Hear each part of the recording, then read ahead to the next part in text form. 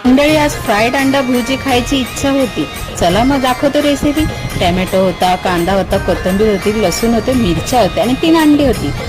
कढई ठेवली, कढईमध्ये अंड फ्राय केलं. बघा तर कशी वाटते, फाडफाड फडफड होते की नाही. वरतून तिखट टाकलं, मग नंतर परत पलटी मारलं आणि फ्राईड अंड करून घेतलं.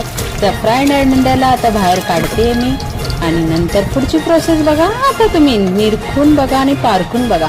तेल टाकलं 1 पळी, त्यामध्ये टाकले लसूण, मिरची आणि मस्तपैकी कांदा टाकून फ्राय करून घेतला. त्यामध्ये टॅमॅटो टाकला. घरातले ना, आमच्या घरामध्ये ना तिखट खाणारे खूप आहेत. मग मी काय केलं, तिखट झणझणीत आमच्या घरातले मसाले टाकून दिले. मसाले टाकले आणि फ्राय करून घेतलं. फ्राय घेतलं आणि नंतर अंडी फोडली आणि त्यामध्ये मिक्स करून मस्त भुर्जीसारखं मिक्स करून घेतलं. थोडंसं नावाला पाणी टाकलं आणि फ्रायड अंडी टाकून थोडी वरून कोथिंबीर टाकली.